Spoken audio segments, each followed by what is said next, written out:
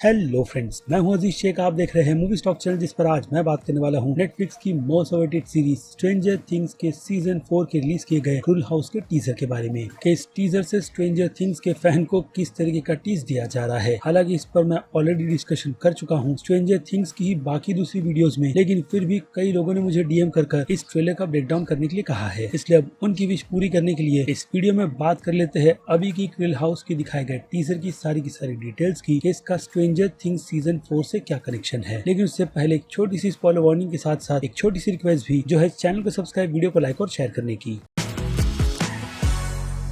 तो फ्रेंड्स, तो stranger things के सीजन 4 के क्रूल हाउस के टीजर को रिलीज करने से पहले स्ट्रेंजर थिंग्स के ही ट्विटर अकाउंट पर इससे रिलेटेड हिंट दिया गया था, यानी कि क्रूल हाउस की फैमिली से रिलेटेड, जिसमें न्यूज़पेपर्स की कटिंग्स को डाला गया था कि कैसे एक फैमिली में काफी बड़ी ट्रेजेडी हुई, जिसकी डिटेल हमें इस टीजर में बहुत ही अच्छी तरीके से देखने मिलती है। लेकिन उस छोटे से टीजर में जो न्यूज़पेपर का आर्टिकल है, उससे हमें इस टाइम पीरियड का पता चलता है कि ये ईयर 1959 का है और स्ट्रेंजर थिंग्स की टाइमलाइन 1986 की है, जिसका अब 1959 के पास से कोई ना कोई कनेक्शन है। अब वो कनेक्शन हमें यहाँ पर हिंट के तौर पर दिया भी जाता है। लेकिन उन डिटेल्स पर आने से पहले बात कर लेते हैं टीजर के सॉन्ग के सिलेक्शन की, जिस सॉन्ग का title dream a little dream of me है, जिसे गाया था इला फिटजगेराल्ड ने, जिस सॉन्ग का उस टाइम पर तो मतलब अपने लवर वंस के लिए ही था, जिसके सपने वो देख रही थी। लेकिन अब ये टीजर हमें स्ट्रेंजर थिंग्स की दुनिया में वो सारी की सारी डिटेल्स बहुत ही अच्छी तरीके से देता है कि कैसे एक सपना, या फिर कहूँ सुंदर सपना, देखते ही देखते सामने बिखर गया। इसके अलावा ड्रीम के ईस्टर एग की भी बात करें तो इसका reference nightmare on Elm street से भी बहुत ही अच्छी तरीके से मिलता है, क्योंकि उस फिल्म के फ्रेडी क्रूगर यानी कि रॉबर्ट इंग्लैंड का कैरेक्टर हमें इस फिल्म में नजर आने वाला है। और बाय द वे, ईयर 1986 में स्टीफन किंग की नॉवेल इट भी पब्लिश की गई थी और उसकी कहानी भी अब इस टीजर से थोड़ी बहुत मिलती जुलती तो है ही। बाकी बच्चों का रेफरेंस स्ट्रेंजर थिंग्स के यूनिवर्स का है। लेकिन बात रही पेनीवाइज यानी कि फ्रेडी क्रूगर की तरह उस किलर की, तो जैसे कि मैंने आपको कहा है कि इस सीरीज में हम रॉबर्ट के कैरेक्टर को देखने वाले हैं और उन्हीं का कैरेक्टर हमें इस टीजर में अपनी फैमिली के साथ नजर आता है, जिस कैरेक्टर का नाम विक्टर क्रील है। और स्ट्रेंजर थिंग्स की रिलीज की गई कास्टिंग के अनाउंसमेंट के साथ साथ इस कैरेक्टर की डिटेल भी दी गई थी कि ये कैरेक्टर 50s की टाइम पीरियड का है, जिसे हॉकिंस शहर के मेंटल असाइलम में फिलहाल तो मर्डर के चार्ज में बंद कर दिया गया है, जिसने अपनी पूरी की पूरी फैमिली को मार दिया था। और हाँ, ये वही फैमिली है जिसे द शाइनिंग फिल्म के जैक के कैरेक्टर की तरह विक्टर भी पागल होने के बाद मार देगा। यानी कि एक और रेफरेंस, जिन रेफरेंस से स्ट्रेंजर थिंग्स की सीरीज भरी पड़ी है, खास करके पोर्टलगेस की फिल्म से,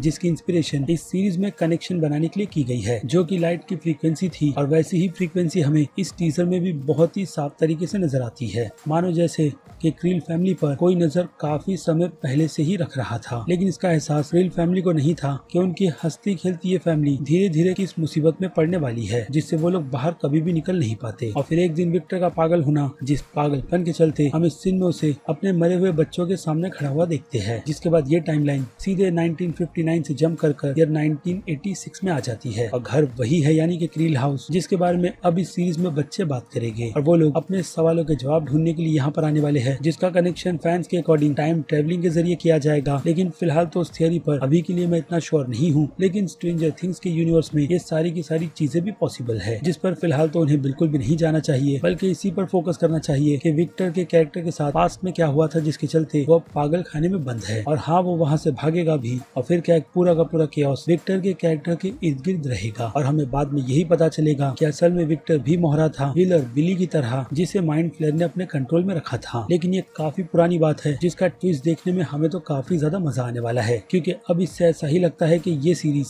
यानी कि इसका सीजन 4 हमें अपसाइड डाउन की ओरिजिन भी बताएगा, जिसकी शुरुआत हॉकिंस शहर में किस तरीके से हुई थी और उसके पीछे का राज इस ग्रैंडफादर क्लॉक से कनेक्टेड कैसे है, जिसे देखकर फिलहाल तो ऐसा ही लग रहा है कि इस बार अपसाइड डाउन के जाने का रास्ता इसी क्लॉक से होकर गुजरेगा, जो शायद से माइंड फ्लेयर का बैकअप प्लान रहा होगा, जिसे वो यूज उसी वक्त करता होगा जब उसके पास दूसरा और कोई भी ऑप्शन नहीं होगा। इसलिए शायद से अब उसका कनेक्शन इसके सीजन 4 में विक्टर के कैरेक्टर से बनेगा, जिससे शायद वो किसी न किसी तरीके का काम करवाना चाहता होगा। अगेन उस पर भी सस्पेंस है, क्योंकि पूरी सीरीज सस्पेंस से भरी हुई होती है, इसलिए फैंस भी इस शो को इतना ज्यादा पसंद करते हैं। और अब इसी सस्पेंस के साथ खत्म कर देते हैं वीडियो को भी यहीं पर, जिसे लेकर आपकी क्या राय है उस बारे में मुझे कमेंट करके जरूर बताइएगा। बाकी अगर वीडियो में कुछ भी पसंद आया है तो वीडियो को लाइक करना बिल्कुल भी मत भूलिएगा, क्योंकि मुझे मोटिवेशन मिलती रहती है इस टाइप के कंटेंट को अपने चैनल पर कंटिन्यू रखने की। बाकी मैं हूँ अजीज शेख, आप देख रहे थे मूवी स्टॉक चैनल, जिसे अगर आपने अभी तक सब्सक्राइब नहीं किया है तो सब्सक्राइब कर लीजिए और बगल में बने हुए बेल आइकन के साथ साथ नोटिफिकेशन को भी ऑल पर क्लिक कर दीजिएगा। तो चलिए अब मिलता हूँ सीधे आपसे दूसरे किसी वीडियो में किसी और फिल्म या फिर किसी और सीरीज के टॉपिक पर बात करते हुए। Till then, bye.